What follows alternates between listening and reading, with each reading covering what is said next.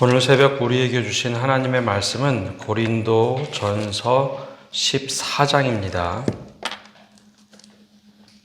제14장.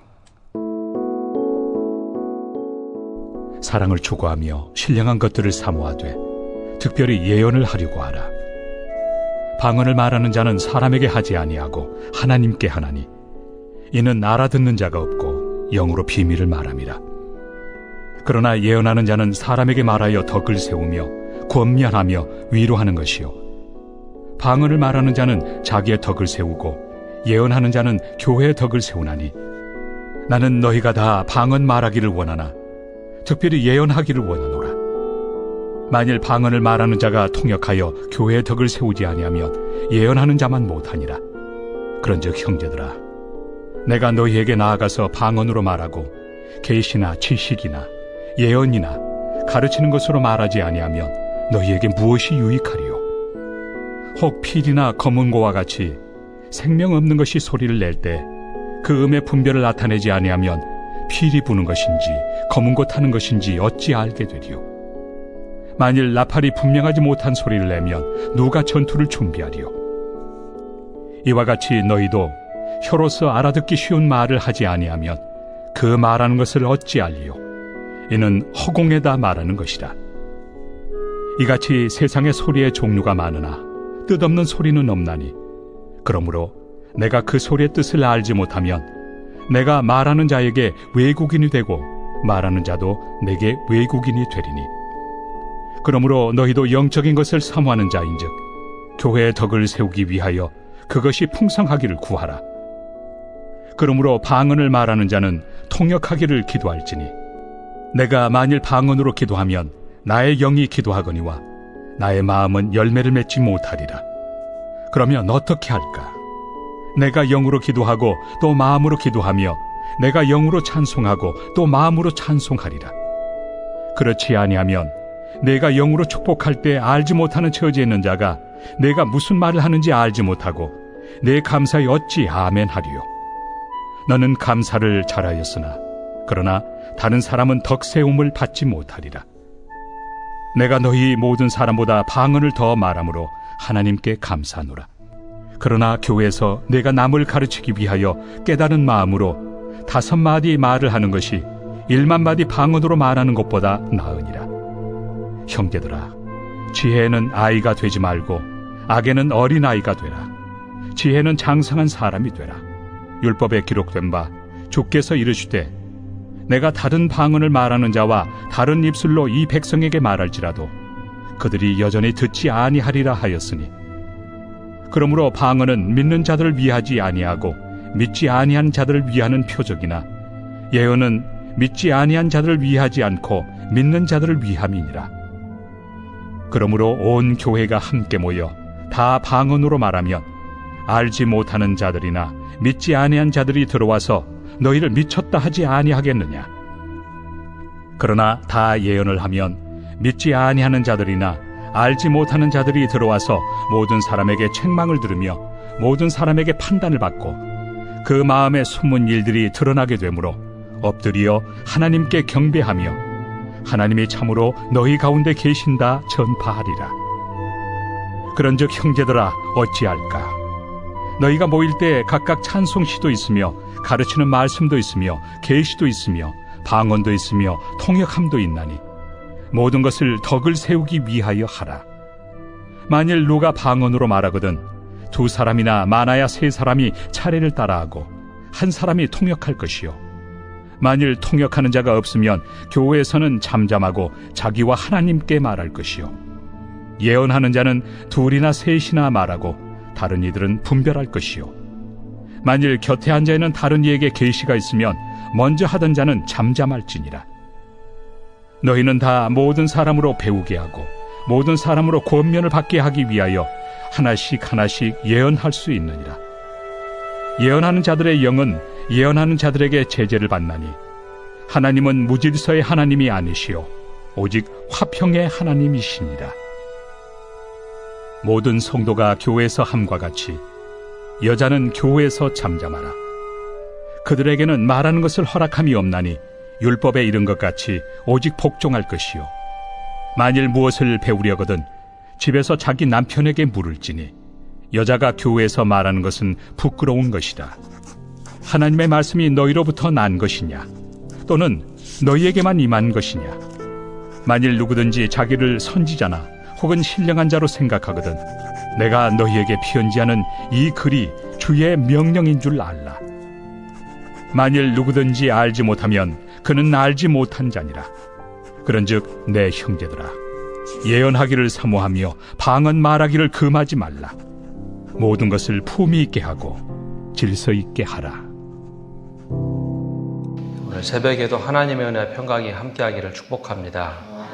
오늘 말씀은 어제의 사랑장에 이어서 은사장이라고 불리는 말씀입니다. 성경은 우리에게 은사, 즉 선물을 주십니다. 성령이 활동할 수 있는 그런 선물, 바로 이게 은사죠. 근데 사도 바울은 이 은사 중에 가장 신령한 은사, 최고의 은사를 사랑의 은사다라고 가르쳐주고 있습니다. 이 사랑의 은사 속에서, 그걸 기초로 해서 다른 은사들이 나타나야 하나님의 질서 속에서 또 하나님이 뜻하신 바가 온전히 이루어진다는 것이죠. 그래서 사도 바울은 1절에 먼저 이렇게 얘기합니다. 사랑을 추구하며 신령한 것들을 사모하되 특별히 예언을 하려고 하라. 오늘 말씀에는 아주 이제 구체적인 은사에 대한 이야기가 나오는데 이것을 알기 위해서는 고린도 교회의 좀 상황을 이해를 해야 합니다. 현대교회하고도 지금 좀 비슷한 면도 있고 다른 면도 있습니다. 이 고린도 교회는 가정교회로 모였던 교회입니다. 근데 이제 은사를 무분별하게 사용하는 이들이 있었죠. 지금의 여기 오늘 말씀에 이제 주로 나오는 것이 방언과 예언인데요. 요즘에 말하는 방언과 예언과 같은 점도 있고 다른 점도 있습니다.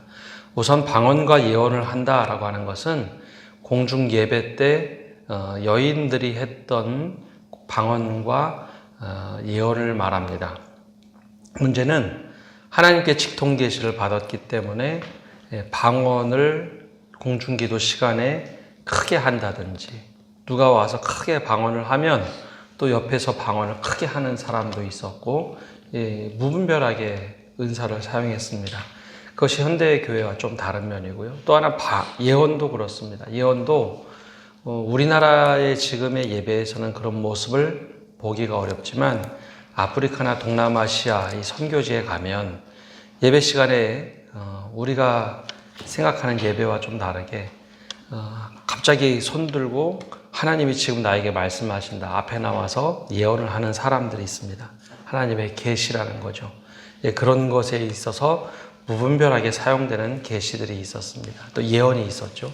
그래서 이것에 대한 질의를 할 때 사도 바울이 이야기하는 겁니다. 또 하나는 이제 방언에 대한 것인데 방언은 성경에서 여러 의미로 사용됩니다. 사도행전 2장에 나오는 방언은 지금의 우리가 하는 방언과는 사뭇 다릅니다. 그래서 신학자들도 이 방언이 중지가 됐다라고 표현하는 사람들도 있습니다. 왜냐하면 사도행전의 2장에 나오는 방언은 요즘에 말하는 방언과 다르게 방언으로 사람들에게 복음을 전했는데 사람들이 외국어로 이해하던 방언입니다. 성경을 자세히 보시면 사도행전 2장에 나타난 방언은 복음을 전하는데 각 나라 언어로 다 이해할 수 있는 말을 한 방언입니다. 지금처럼 알아들을 수 없는 그런 방언이 아닙니다. 단지 고린도 전서 14장에 나오는 방언은 사람들이 잘 알아듣지 못하는 천사의 말이라고 하는 그런 방언을 말합니다. 그래서 여러 가지 방언의 해석들이 있는데 그것을 좀 잘 이해해야지 안 그러면 좀 혼돈이 생기곤 합니다. 그러면 사도 바울이 신령한 이런 은사들을 사모하라라고 하면서 왜 예언하기를 사모하라, 방언에 대해서는 좀 절제를 먼저 이야기할까? 은사의 활용에서 가장 중요한 것은 교회의 덕을 세우는 겁니다. 내 은사가 이렇게 많다.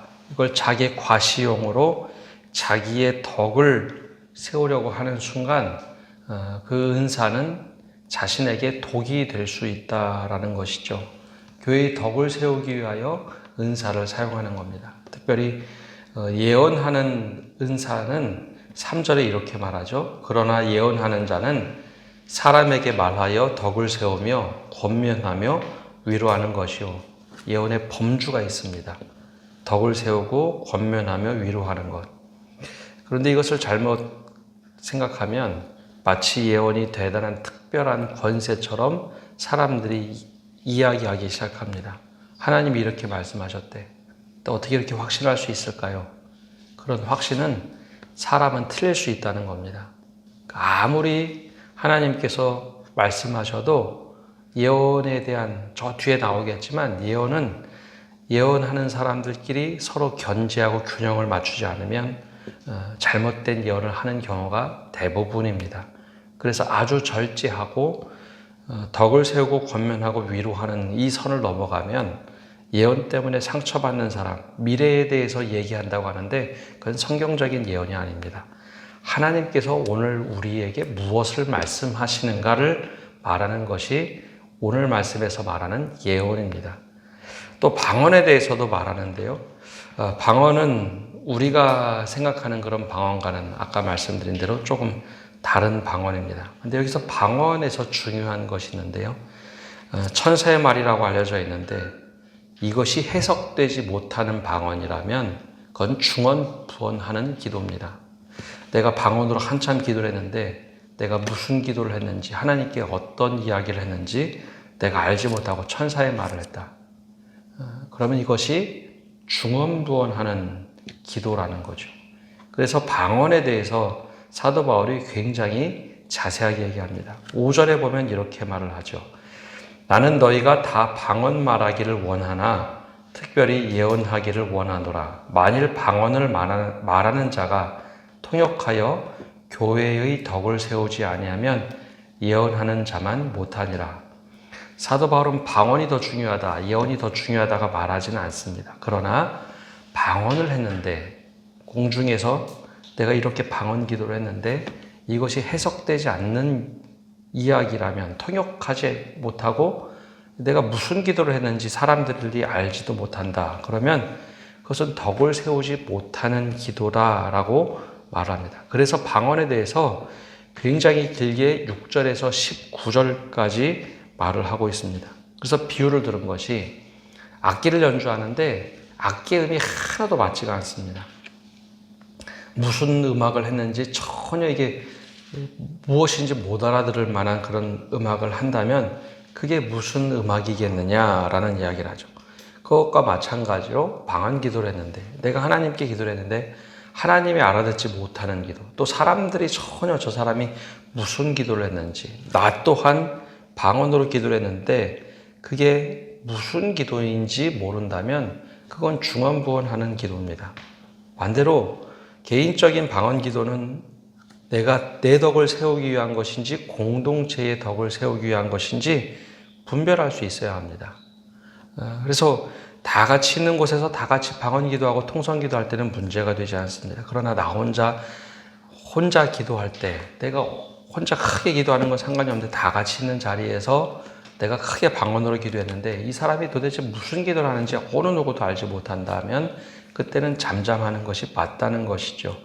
하나님께 조용히 기도하는 것이 아니라 공중석상에서 기도할 때 방언을 한다면 반드시 통역이 있어야 되는 겁니다. 그렇지 않을 때는 그게 늘 문제가 되었다라는 것이죠. 고린도 교회는 실제로 그랬습니다. 누군가 방언 기도하기 시작하면 다 같이 방언 기도하고 근데 문제는 이것이 무슨 기도였는지 그것을 지적을 하는 것이죠. 그래서 12절에도 19절에도 두 번에 걸쳐서 얘기합니다. 그러므로 너희도 영적인 것을 사모하는 자인즉 교회의 덕을 세우기 위하여 그것이 풍성하기를 구하라. 교회의 덕을 세우는 것에 초점이 맞춰져야 합니다. 또 19절에도 그러나 교회에서 내가 남을 가르치기 위하여 깨달은 마음으로 5마디 말을 하는 것이 1만 마디 방언으로 말하는 것보다 나으니라. 소통함이 되지 않는 기도는 차라리 5마디로 누구에게 깨달은 마음을 이야기하는 것이 더 좋다는 것이죠. 1만 마디 방언보다 소통이 되어야 한다라는 겁니다. 그럼 방언과 예언의 목적은 도대체 무엇인가? 20절에 먼저 큰 대전제를 얘기합니다. 형제들아, 지혜는 아이가 되지 말고 악에는 어린아이가 되라. 지혜에는 장성한 사람이 되라. 근데 그러면 이제 방언은 누구를 위해서 하는가? 22절에 방언과 예언의 범주를 정확하게 얘기합니다. 그러므로 방언은 믿는 자들을 위하지 아니하고 믿지 아니하는 자들을 위하는 표적이나 예언은 믿지 않은 자들을 위하지 않고 믿는 자들을 위함이니라. 이게 무슨 말인가 하면 방언은 하나의 사인이었습니다. 표적이었습니다. 천사의 말을 하는 것은 창세기에 나왔던 말씀, 서로 말이 갈라질 때 바벨탑에서 말이 다 혼재하면서 혀가 풀렸다고 하죠. 그것이 성령이 임하면서 방언으로 다시 드러나기 시작을 했습니다. 근데 이것은 믿지 아니하는 자들을 위한 하나의 표적입니다. 그래서 이 방언은 표적으로 나타나는 것이고 예언은 구체적으로 하나님께서 무엇을 말씀하시는지 믿는 자들을 위한 은사입니다. 그래서 온 교인들이 모여서 다 같이 방언한다. 근데 거기에 외부인이 딱 들어왔을 때 이 사람들 도대체 무슨 말을 하는 거야? 야, 이거 무서워. 미쳤나? 라고 하는 이야기를 23절에 사도 바울이 하고 있죠. 실제로 교회에서 막 방언하는데 믿지 않는 사람들이 보면 되게 충격을 많이 받습니다. 그거는 좋은 의미에서 하는 말이 아니라 이 방언이라는 것은 하나님께서 우리에게 특별한 은사를 주셔서 하나님과 소통하는데 다 같이 이렇게 믿지 아니하는 자들에게 보여주시는 말라라고 하는 겁니다. 반대로 예언하는 것은 다 같이 권면하고 위로하고 하나님의 뜻을 이야기할 때 믿지 않은 자들이 거기에 들어왔을 때 야, 믿는 사람들은 이렇게 서로 권면하고 위로하고 하나님의 덕을 세우는구나. 근데 그 예언이 거기 막 선포가 되면 자신의 죄도 막 드러나기 때문에 믿지 않은 자가 하나님이 여기 계시구나 알아들을 수 있는 말을 하기 때문에 그렇게 은혜를 받는다는 것이죠. 그래서 방언 기도는 굉장히 절제를 해서 해야 하는 겁니다. 특별히 방언을 과도하게 할 때 어떤 일이 생기느냐? 그게 바로 이제 다 같이 모여서 방언 기도를 하는 것. 근데 초신자들이나 그렇게 사람들이 있을 때는 굉장히 조심해서 하라는 것입니다. 그래서 방언에는 분명한 목적이 있어야 합니다. 그리고 또 이제 예언에 대한 말씀을 하고 있는데 예언도 한동안 이제 신사도 운동에서도 많이 하고 하는데요. 예언을 할 때는 굉장히 중요합니다. 26절에 보면 이렇게 권면을 하고 있죠. 그런즉 형제들아 어찌할까 너희가 모일 때에 각각 찬송시도 있으며 가르치는 말씀도 있으며 계시도 있으며 방언도 있으며 통역함도 있나니 모든 것을 덕을 세우기 위하여 하라. 덕을 세우지 못하는 은사는 자기의 덕을 세운다라고 사도 바울은 분명하게 얘기합니다. 자기의 덕을 세우는 것은 늘 문제가 되죠. 그래서 27절에 누가 방언으로 말하거든 2사람이나 많아야 3사람이 차례를 따라 하고 1사람이 통역할 것이요. 누가 방언을 하니까 나도 방언해야지. 막 그게 무질서하게 하는 그런 방언은 옳지 않다는 겁니다. 그게 무슨 기도인지 통역하는 사람이 어떤 기도를 했는지 알아야 한다는 거죠. 그래서 28절에 만일 통역하는 자가 없으면 교회에서는 잠잠하고 자기와 하나님께 말할 것이요. 그 기도가 하나님께만 드리는 기도가 되어야 된다라는 겁니다. 왜냐하면 기도는 하나님께 드리는 것인데 자기를 과시하기 위해서 그렇게 방언하지 말라는 것이죠. 29절에도 예언하는 자는 2이나 3이나 말하고 다른 이들은 분별할 것이요. 만일 곁에 앉아있는 다른 이에게 계시가 있으면 먼저 하던 자는 잠잠할지니라. 왜 이런 얘기를 할까요?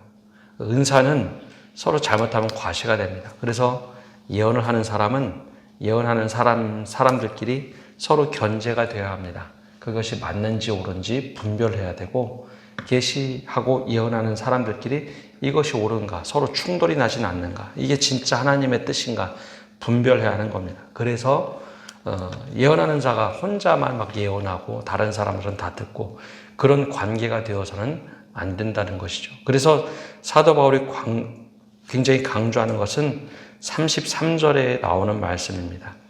하나님은 무질서의 하나님이 아니시오 오직 화평의 하나님이시라. 예언이 제대로 잘 되면 이게 화평이 이루어지는 겁니다. 예언이 잘못되면 질서가 깨지고 거기에 분란이 생기죠. 그래서 은사의 활용은 대단히 중요합니다. 근데 이것이 고린도 교회도 그랬고 현대도 무분별하게 사용이 됩니다. 그래서 이 방언과 예언하는 것이 질서 있게 잘 되면 화평을 이루고 교회의 덕을 세우지만 잘못되면 이게 콩 볶듯이 막 사방으로 튑니다. 절제도 안 되고 내가 옳다고 얘기하죠. 그래서 교회에서 대부분 이제 예언하고 방언하는 사람들이 여인이었기 때문에 사도 바울이 고린도 교회 마지막에 얘기할 때 여인들에게 잠잠하라고 한 것은 유대교의 하나의 법칙 때문에 그렇습니다. 원래 유대교에서는 여인들이 공중석상에서 설교나 기도를 못하게 돼 있었습니다. 근데 이제 이것을 이방 교회에서는 다 허용을 했는데 이것을 금지시킨 것은 아니고 그렇게 무분별하게 사용하는 은사이기 때문에 교회에서 좀 잠잠하라 라고 하는 이야기를 했습니다.